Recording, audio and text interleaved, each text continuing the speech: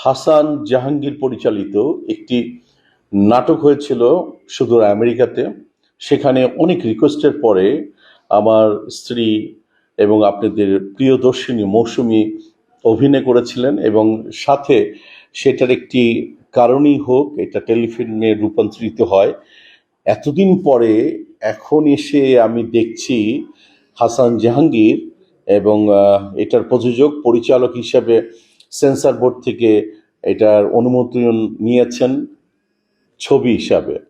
কিভাবে এটা ছবি হয়? তার কাছে কি ছবির জন্য মৌসুমীর এগ্রিমেন্ট কোনো দেখাতে পারবেন হাসান জাহাঙ্গীর? অবশ্যই না। আমার মনে হয় যে আমি যতটুকু এটার প্রতিবাদ করছি, তীব্র প্রতিবাদ করছি এবং এটা বন্ধের আবেদন করছি, এটা কোনো রকমই একটি চলচ্চিত্র হিসাবে রিলিজ হতে পারে না। মৌসুমীকে এইভাবে মানুষ দেখতে অভ্যস্ত না, আমাকে দেখতে অভ্যস্ত না। আজকে আমি এটা প্রতিবাদ করার কারণে আমি আপনাকে মৌসুমীর ভয়েস ওভারে আমি নিয়ে যাব। কন্ট্রাক্ট ম্যারেজটা একদমই 1 ঘন্টার একটা নাটক ছিল। আর 1 ঘন্টার নাটক যেমন হয় একটা ছোট্ট গল্প, ঠিক ওরকমই একটা ছোট গল্প। একটা মেয়ের এই এদেশে আসার পরে তার আমেরিকাতে স্ট্রাগল টাইমটা, এবং তার একজনের সাথে বিয়ে হয়, কন্ট্রাক্ট ম্যারেজ হয়। বাট সেই কন্ট্রাক্ট ম্যারেজ থেকে সে বের হতে পারে না। ওই লোকটা তাকে অনেকভাবে উত্ত্যক্ত করে, বিরক্ত করে। এই ধরনের একটা ছোট্ট গল্প নিয়ে তার এই কন্ট্রাক্ট ম্যারেজের গল্পটা সাজানো ছিল। খুব অনুরোধ করার কারণে আমিও তখন এখানে ছিলাম দেখে আমি ভাবলাম যে ঠিক আছে, হাসান জাহাঙ্গীর এতবার করে আমাকে রিকোয়েস্ট করছে, ওরা অনেক দিনের একটা আমার সাথে কথাবার্তা হয়েছিল যে একটা কাজ করে দিব। ওই জন্য ভাবলাম ঠিক আছে করে দিই, সময় ছিল। কিন্তু 2 দিনের কাজটা 2 দিন করতে পারিনি, আমি 3 দিনও করে দিলাম যে ঠিক আছে কাজটা শেষ হোক। তারপরে সে এইটা আবার কিছুদিন পর আমাকে আবার যখন আসলো বললো যে আপা এটা তো 1 ঘন্টার নাটকের চেয়ে একটু ফুটেজ বেশি হয়েছে, তো আমার এই বিক্রি করতে গেলে যে খরচ হয়েছে আমার টাকা উঠতেছে না, আমি এটা টেলিফিল্ম বানাতে চাচ্ছি। ঢাকারও কিছু অংশ শুট করার পর এটা টেলিফিল্মের একটা ভালো ডিউরেশন হয়ে গেছে, তো এটা এখন যদি আমরা টেলিফিল্ম করি আপনার কি কোনো আপত্তি আছে? তখন আমি বললাম যে হ্যাঁ, কোনো আপত্তি নেই, যদি গল্পটা সুন্দর হয় টেলিফিল্ম আকারে করতে পারো তোমরা, কিন্তু আমাকে তো আমার টেলিফিল্মের অ্যামাউন্টটা দিতে হবে। তখন বললো যে ঠিক আছে আমি সেটা অ্যারেঞ্জ করবো আপনার জন্য। তো কি ডিমান্ড? তখন বললো যে আমার এখানে একটুখানি ফুটেজ লাগবে, আপনি আমাকে আর একটা দিন শুটিং করে দেন। ওর একটা দিন আমি আবার শুটিং করেও দিলাম, ছোট্ট একটু কাজ করতে চাইলো, করে দিলাম।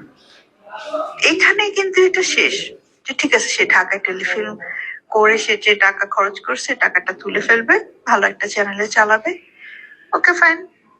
কিন্তু ইদানিং আবার যখন শুনলাম হঠাৎ করে সে সেন্সর পেলো, সেটাকে ছবি বানাতে চাচ্ছে, এটা আমি খুবই অবাক হলাম যে আমাদের সেন্সর বোর্ডে এটা কিভাবে ছবি আকারে পাশ হলো বা কি হলো জানি না। আমি তাদের শ্রদ্ধা রেখে কথা বলতে চাই, এরকম ঠিক ছিল না বিষয়টা।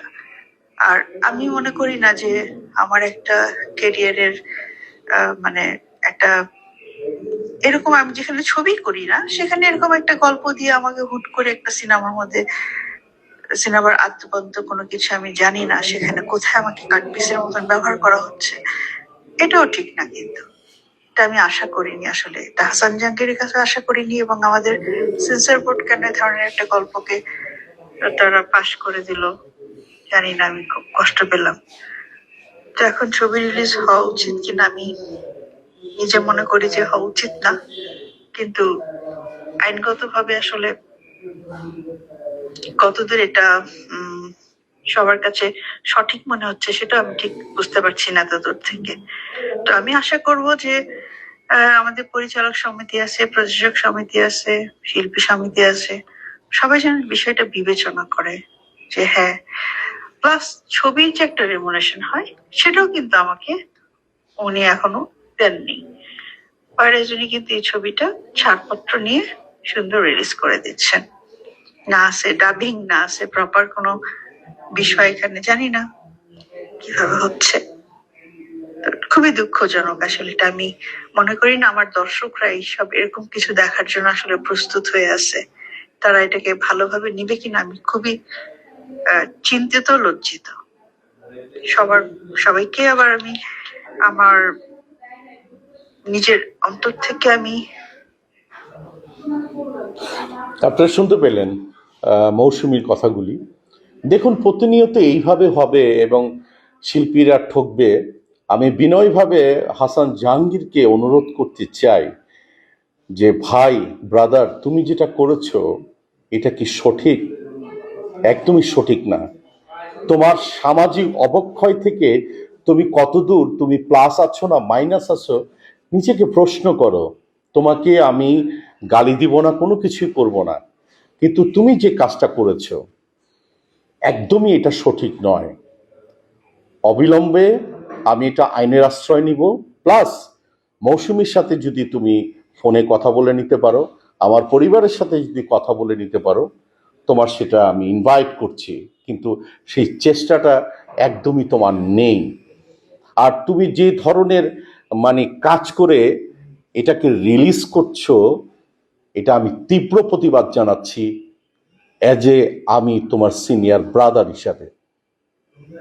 আপনারা বিচার করবেন এই ছবির বিষয়। ধন্যবাদ। এবং সাথে আমি পরিচালক সমিতি, প্রযোজক সমিতি এবং শিল্পী সমিতিকে আমি চিঠি অলরেডি দান করেছি।